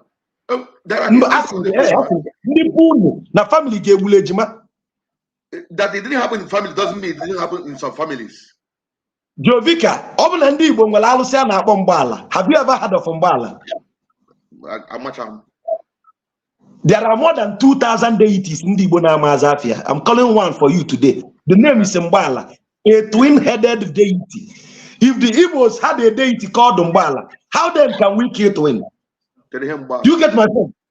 If we had Mbala as a deity, Alụsị bụ ejima. Kedu ka one man didn't do now or 90 or 100 something. When God there, due to omenala, happy hour. Oh, when you know how wish I can get the guy's number to call him. Also, his great is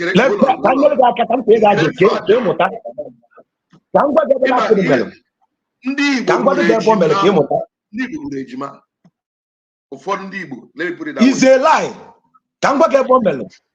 Is a lie. Are you familiar with the Ajayan people? No. Emmanuel Abondi video? Yes. Ibibio. Okay. Are we man found a common boundary? Very well. Today, Mary Celeste Atro Banana Igbo, Motia Tata. Do you know? You know get before.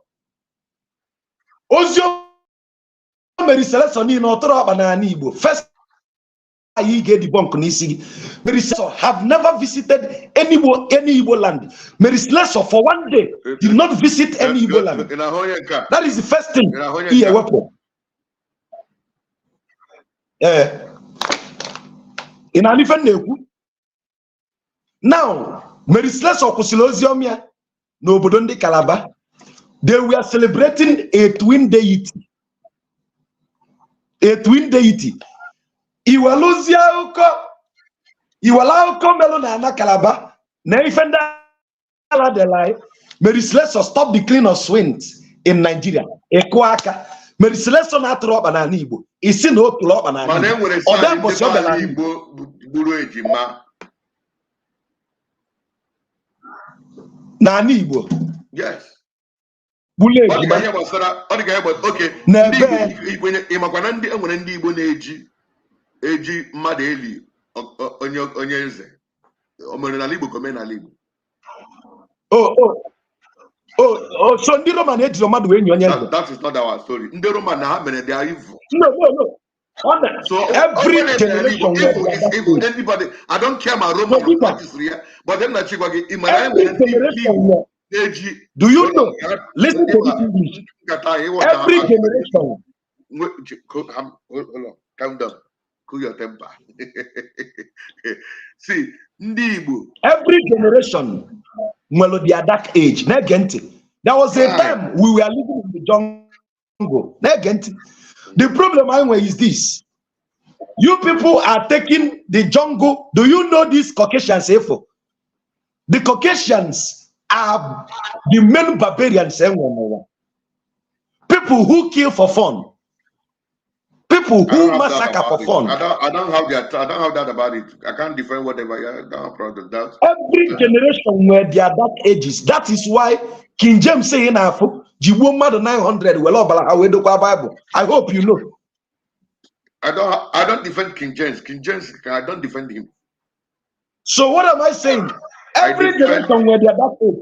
If there were things done in Igbo land in the days of ignorance, that should be not a criteria for you to bastardize our ancestors.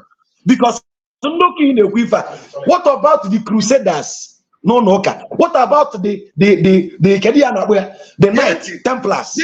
I quoted you the book of Matthew chapter 11 verse 24-25 that way. Many will come in my name.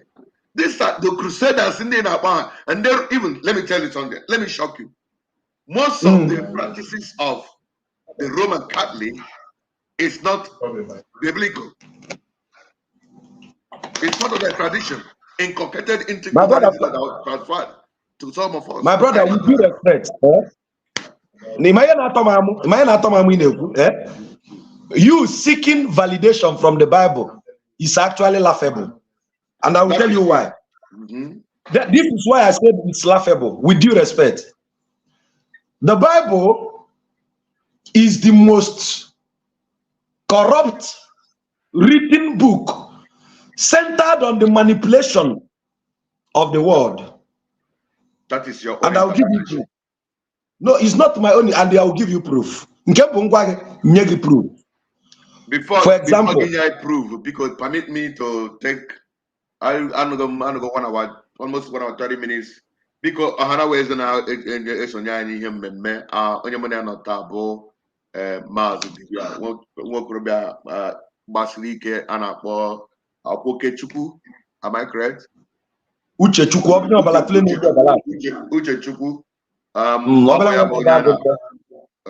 ya bụ onye a na-akpọ Mazi Dibia mana ya na-akparị nkata taa ya gbasara ụka na omenala ya ma na-akọwa otu dịka o si wee ghọta na otu o si wee kwenye ma ọ bụ ihe ọ hụtara mụnwa anaghị ekwenekwane nke m ọkpọrọ ya believe ọkpọrọ ya fat mụnwa ahụgo nke witness gom ya because nna etinyere bekee onye na-egbule m egbu after anọ m n'ala Igbo so mana unu gara ekele m sef na anọ m Amerịka na-asụ Igbo na-epromote ihe Igbo so onye sị m esụwa Igbo gụnwa sụọ Igbo iji wee kelee ya na anyị na ya nọ na-akparịta nkata ya na-ewekwupụta ọtụtụ ihe dị mma nke mụnwa kwenyere mana enwere ndị ebe mụnwa na-ekwenye ha n'ikwu eziokwu buru m kọm n'ala eproofugo m that the Bible is the word of God, part of the Bible, not all.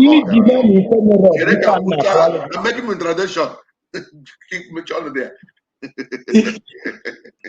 So, now I know about that. Because in the house on ye, you if you watch I, it will hear in your ma. You know, they lay Okwama do an apota. Give Chahitina can follow that page in a watch I. In a watch in a Jovika TV. Or Vika's channel, when they're not Vika's channel, when they're not Igbo Ruler TV, when they're not Vika's YouTube. Everybody is in a line, you got my Jim Chukuna Yogi.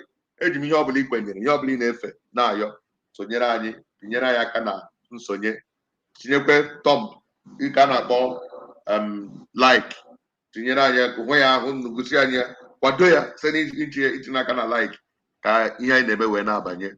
Chukwu ga-agọziri m gị mekwe ka ọ dịrị gị na ezinụlọ gị na mma udo nke Chineke chịwa anyị ga-achịkọtawa ihe mmemme nwa okorobịa ahụra m na m ga-akpọghachikwa ya ọzọ okwu nere n'ọnụ ma nke wee ma nke ahụghị ya mana ma ndị bụ ya karịrị ndị abụghị ya mana mụa abụ m onye kwenyere na awụ m onye Igbo mana nke bụ eziokwu pụta ya kwere ndị Igbo nwere ndị na-practice ndị gburu ejima ọnwụ na ịmaghị ya next one I got m ga-ewepụtara gị those communities ndị Igbo nwekwara ndị o kwenyekwa na enwere ndị gburu a na-eji mmadụ eli ha ụbọchị a na enwe onye onowu onye eze nwụrụ na Yoruba ha ma announcement biko ndị Igbo agakwara that area a na-achọ isi ndị a ga-eji wee lie onye kabiesi so ewe bụrụ ya so nke gosi na ihe ndị ga-adị na-echekọta biko anyị ga-achịkọta nwanyị ịgbaligo nwanne m anyị gwaligo I like otu mkparịta anyị wee gaa flow very well bụ nke ọgụ na mgba gboo ajụjụ ikpeazụ chọrọ ịjụgo ugbu a isi na Bible scam ekwe m na ọ scam mana anụ na m ka m kwuo ka a hapụ isi na ekwe m okwere gị mee that na ndị mgbe ochie biri n'udo na ọnwụ ndị ọgbara ọhụrụ a bịa weta ọgba aghara nọ n'etiti anyị gịnị ka m kwuru ama m onye na-ekpe ụka mgbe ochie na onye na-agọ mmụọ mgbe ochie nwunye ya nwere ike ọ na-aga ụka nwunye nke abụọ na-aga eme ihe nka ha ebi n'ibu gaa nke ọma mana ọzọ ndị ọgbara ọhụrụ a na otu ha si ekpe onye gụwa onye ụka na elugo nwaanyị ole oke mụọ na ụmụ abụọ ọfọrọ ole ka ị chọrọ ịmụ ịlụkwa mmụọ ụmụ abụọ na-amụ ụmụ ị ga-alụ 7 ejiri ofu nwaanyị aza nna ya okay so adị m na-ajụ gị ugbu a na ebe unu si na jikwekele ka ihe agbanarị m n'isi ebe anyị si na Baịbụl bụ asị ebe o si na Baịbụl bụ asị ọkwa Baịbụl agwara gị ihe gbasara ibi ugwu kedu ihe ị nwere ike iche ka anyị ji wee chịkọta ibi ugwu nọ n'akwụkwọ nsọ mana unu si na ka ihe nwere ikwu n'ọnọdụ eji Chineke ayọ gị ịkpọzi na akwụkwọ nsọ eji Chineke ayọ gị abụrụ m ihe m na-akpọ ya sama ibi ugwu adịbago mgbe ebi gara aga kedu ife mere ndị Igbo ji ebi mmadụ ugwu ikwu amarọ ibe ezie nwoke ọbụla bụ nwoke Igbo nwere ife a na-akpọ ikenga dike na-eri aja na ya ikenga dike na-eri ebunu ka anyị ji etunye awụ mme ifuru ya fụrụ nke a awụ mme is from a bird called awụ mme nyanwa ka a na-etunye n'isi ikenga. What is the job of the ikenga? It is the one that takes blame for every blood shed. Okay? That is the first job of Ikenga. He's also the one that is in charge on the principle of productivity. Ndị Igbo ji na-atụ inu sị gị, onye nwa agali na mbọ, onwa agali ovu, means if you chase productivity, you will make wealth, money. Nwoke nwere agali na mbọ ya enweleli agali ovu. Once you are productive, aka aja aja na-ebute ọnụ mmanụ mmanụ. For a man to stand firm, to bear witness for the blood, aye ebipu ya api na amụ ya, aye ebie ugwu. Nya bụ the first ọzọ a na-echi nwoke na ala Igbo. Enwere ọzọ na-abụ na ala Igbo, ọzọ ngada na ọzọ isi. So amụpụta nwa na ala Igbo, ochie ya ọzọ ngada, nya bụ ibi ugwu, okpulokpu mme na ngada. Wee sacharịa Ikenga dike na-eri apa mma ka o wee ribo ogboni gala in time to come. Iwatala okwu m, ibe eji bie enyi ugwu ka akwadolie Ikenga dike na-eri ebunu ka o wee bebe ogboni gala in time to come, ka ọ na-ebeli akwa ọnwụ. O dadi, mgbe onye etoitezi ome asa nwụrụ na ọma nwụrụ na asa mmụọ, ome ama nwụrụ na asa mmụọ, ekpunye ogbu mme n'isi, ọ bụla ogbu efi, o chigo ọzọ ngada, chi ọzọ opu n'isi. Ọ bụrụ ka wetala anyị dị ndị ụka Copitalia in ancient texts na Africans na-ebi ugwu, adịkwa to their own. N'ifuru na ndị Igbo na-ebi ugwu, fokwa ya na Bible does not mean no ndị Bible gwara ndị Igbo ife anyị na-eme. Ịgwọ Catherine Acholonu book nke ọ sị gị, we lived before Adam, you would know na ya ebibigo ugwu more than 1 million years till now. Now, on some things we see the negative side, we drop it. For example, genital mutilation never one, you know. We saw that even clitoris na normally for one or they call we saw that it can also cause vaginal fistulus. We begin to sensitize our people to drop such practices. When I go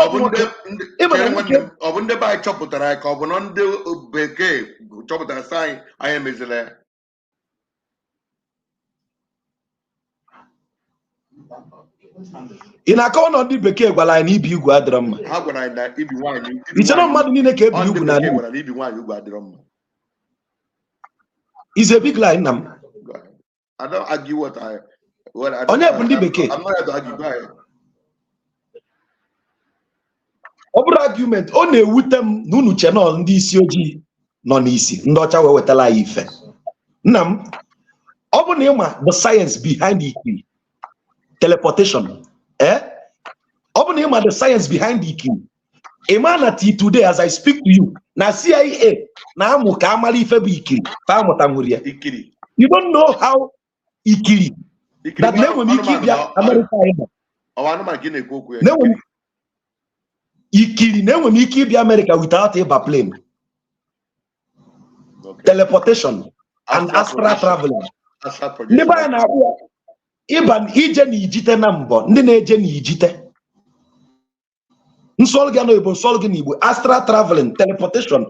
Ijeni ijite nambo. Never ya amalgi fe jeni ijite nambo, and they knew that some of these discovery you call science today is actually against humanity. For example, if follow this thing I use ukita, bo fuel, ibu fuel na moto, we release carbon dioxide. Our ancestors already know that these things are not good for society. They devised a better means of traveling. Okay, now teleportation. Kenyan Jimote in 2 seconds. Biano na. Mamo Biano. You give you America without visa. Boy, Nana go to jockey, Timboy, ye budon wijite, Ojijimaji. No shaking. Or that dog no so good again. It's on OD number. You will have a lot of Dragon go to only boy here with the name Baba. I tell him get that. Move over Bala can you menu? Ogu Kali Ogu. Patawa Kwajo, Patawa na side there, Patawa side there. It's one if I drink, go see if defend. That's why you be flow na any fed. E water. Isn't if I drink? I'm an the man edgy Njida Christ. Okay, In my favor, Christ. Can that would be the last word? Let me teach you what is Christ. The word Christ is from the Greek word Christ. Yes. Christos. Abi? Yeah. Do you know why Christ have to die at the age of 33? No. This will be my last teaching for today. Okay. Let me tell you what is that's Christ. fine. Hey, don't go further after this one. The Christ is the oil in your spinal cord that ascend from your lower plexus to your head chakra. That oil, na your spinal cord, which you can raise into your pineal gland. Now, through meditation and every other thing needed, you can raise the oil from your spine. Now, your spinal cord, and we're 33 vertebrae that covers your spinal cord. Do you know? Yeah. That is why at the 33rd vertebrae, which is at the cerebrospinal meningitis, the Christ will be crucified. The oil your third eye, your pineal gland. This esoteric knowledge is why our ancestors could see things before it happened. The gifts of prophecy, divination, the gifts of many things. This thing is what in the Bible, Genesis 38. Genesis 38 was saying, and Jacob slept and saw a ladder descending from heaven, and the Spirit of the Lord was descending and ascending. That ladder is the 33 vertebrae that covers your spinal gland, that your spinal cord, because that is where the oil will lift from your lower chakra to your head chakra, enter into your pineal gland. You begin to see things. Your pineal gland, the dome of Agu. That is why Jesus died at the age of 33. Jesus dying at the age of 33 is not a literal statement. It is telling you that the oil, which is the Christ in you, will be crucified at the 33rd vertebrae, which is at your cerebrospinal meningitis. Then within your spinal cord, within your pineal gland, that is the Holy of Holies. Because it is your subconsciousness that is actually your reality. This Christ of 18 is an allegory, evident of Galatians chapter 4, verse 24. Eternal Christ is a lie. Christ is man de na mpesengoge. KC na onumugi. Bogote na your pineal gland, your third eye. Nyamelu boy actually in the Bible. My in the Bible. Jacob woke up and called that place Peniel. It is not Peniel. Oh, Peniel actually there. Allegory to hide truth from Africans. It's your part of the Bible. It's only the wise that can understand the manipulation of the Bible.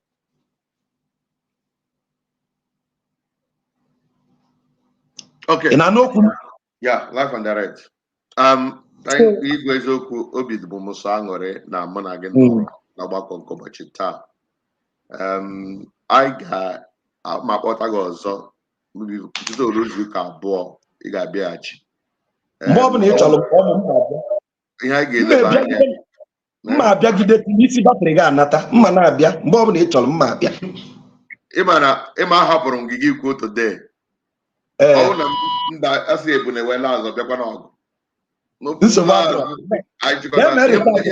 ịma na like bụ another guy na ịlụ ọgụ and that's why I come and make sure ikwuruwe that's my own way mana ama m ihe mma eprove go the reality of Christ personally. I will give them some facts and figures, some confusion that enveloped me. I made a prayer, thinking me the fasting, go sigi, go sigi. Ota kansi go sim the reality. So all you hear the revelation. I will make a lawyer. We hear them in a family. It's gonna be on me, and I've not done any other thing that makes it happen. It's because I do pray. I just pray. Sometimes I will tell you, so those things which I know that's why when people see how about arranging if it can happen to me, another person can also have it. That's why I believe in prophecy. It works. When I get by here better now, I can just start sharing you on Tuesday. Came in, no, nna m mụ na-agwa okwu ma ebido mbube amụma at the age of 5 ọ sị na mbọ m dị ọkụ ịchọ ka ị malụ ma ọ nwere ife bụ amụma ana m ekwu ya na kamera mma agwanwu gị ife mee na ndụ gị na-agwa nụrụ mmadụ ọ sị na mbọ m abụrụ nke majik ebubego m amụma bifo mgbaba afa so ọ bụrụ taa ka nwoke pụbara ife so ihe ghọtara m ife ị na-ekwu. My point is this, nna m, the experience you have is working under the preset program installed in you, which is the programming of the Christ factor. If I make you to unlearn so you can relearn, you will become a better person. That is just the truth. So you think I'm evil now because I'm a Christian or I'm a priest? Do you think I'm evil for being a priest? You are not evil. If you are evil, why will I be here? My brother, I'm not fighting you. I'm fighting the program instilled in you. You got my point? You are my brother. What are my point? People should not see it as a do or die affair. If you didn't give me the love, I wouldn't be here. Abi, and you are my senior. In as much as I know, I will never disrespect you. And we cannot man Jackley. I am walking Jackley. And when we keep walking, never will I do that. I know man Jackley. Na do kwa wa yotaneto. Na man Jackley. Na do isi battery. Chineke megide ndot isi battery. Chinata brain boss. So I'm happy. I'm happy for you, and I'm promising you anytime I will be here. Thank you, Mela. Mazi Dibia made justice to our topic to the best of his knowledge. Also Jupiter not because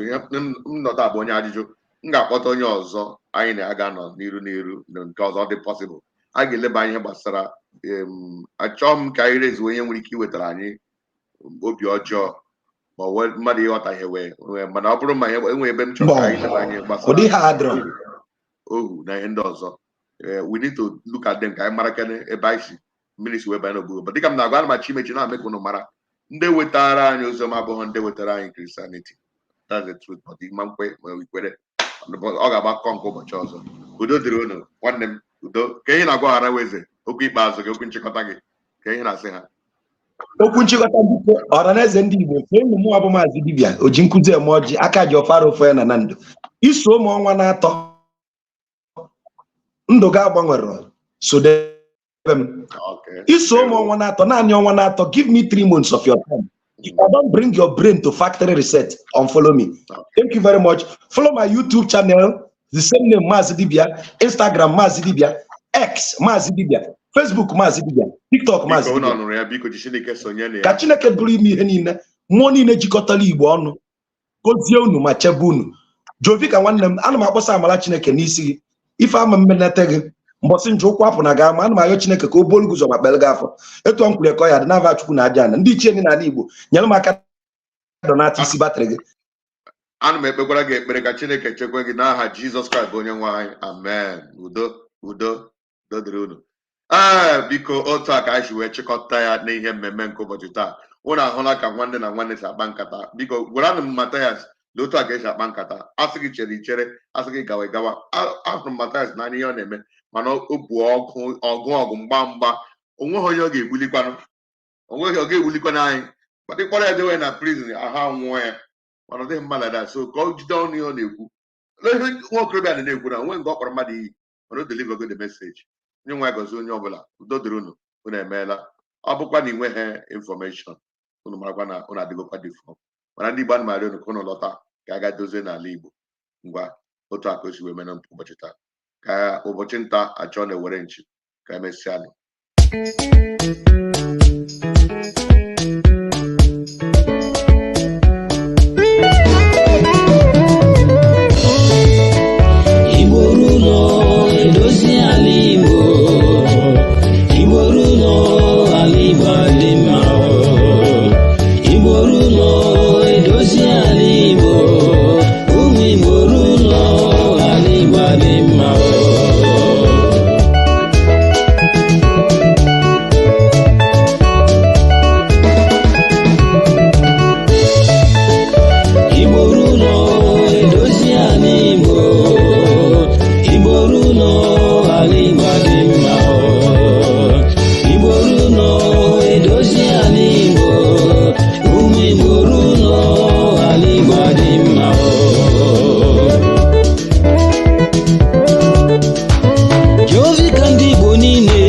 gwa gị